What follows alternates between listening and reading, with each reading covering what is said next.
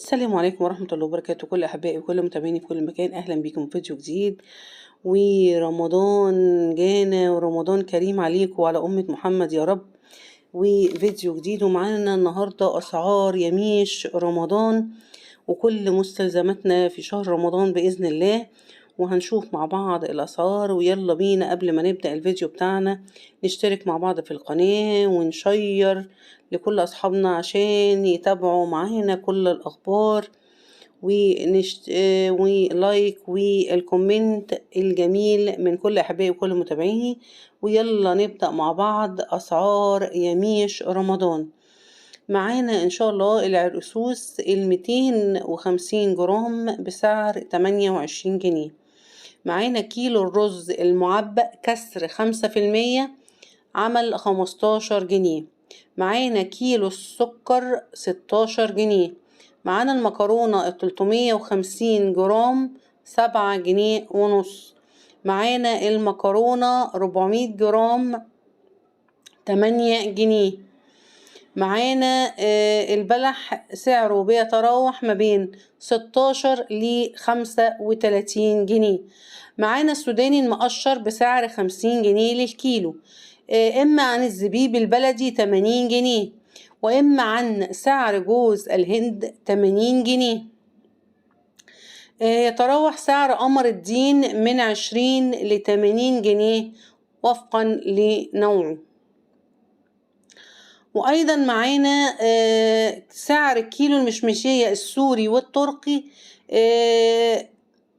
220 جنيه.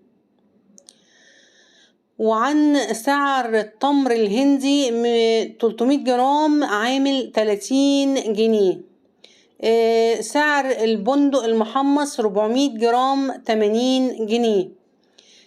سعر البندق المقشر 280 جنيه. أما عن سعر كيلو القراصية من 200 ل 220.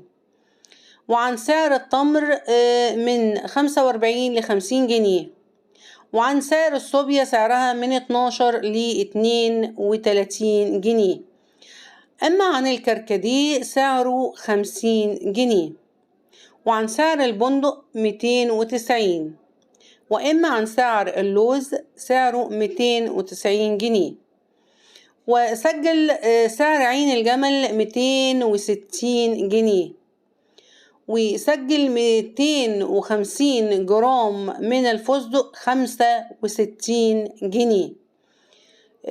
ومع الأسف طبعا متوقع بعد الوقت عن ارتفاع الأسعار ممكن تزيد عن هذا. طبعا برضو زي ما قلنا إن الأسعار بتختلف من مكان لمكان ومن بائع للتاني، ممكن يكون جنب بعض وكل بائع بيبيع بسعر. ودي كانت بعض أسعار اليميش والرز والسكر والمكرونة زي ما ذكرنا مع بعض. ويا رب يعود عليكم الأيام بكل خير وصحة وسعادة، وتسعدوا بكل أيام رمضان. ولا تنسوا الدعاء والصلاة وقراءة القرآن في الشهر الكريم. وعندنا الأيام البيض إن شاء الله 13 و14 و15 من شهر شعبان، وليلة النص من شعبان. نكثر من الدعاء ونكثر من الزكاة وكل خير نعمله هذه الأيام. من أحب الأيام إلى الله هي أيام شهر شعبان ورمضان. وزي ما احنا شايفين خلاص الأيام بتجري إلى شهر رمضان، شهر الخير. يا رب يكتر أيامنا والفرح والسعادة على قلوبنا يا رب. زي ما احنا شايفين الحاجة شكلها تفتح النفس. يا رب يرزق جميع أحبابنا بكل الخير، واللي يقدر يساعد الغير ما يتأخرش. يبقى أقل الأشياء عشان كل البيوت تكون مبسوطة وسعيدة وكل الأطفال فرحانة.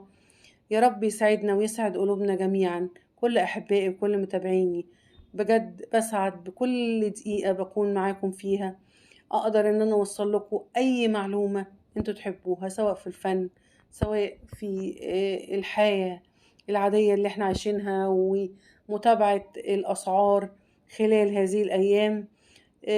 بجد بجد باشكركم كل أحبائي، ولا تنسوني بالاشتراك ودعمكم ليّا والكومنت واللايك والشير لكل أصحابنا ليتابعوا كل أخبارنا وكل جديد. باحبكم في الله كل أحبائي، وأشكركم جدًا على متابعتكم ليّا، ويا رب ما أكونش تقيلة على قلوبكم وعلى أذنكم. باحبكم في الله، والسلام عليكم ورحمة الله وبركاته.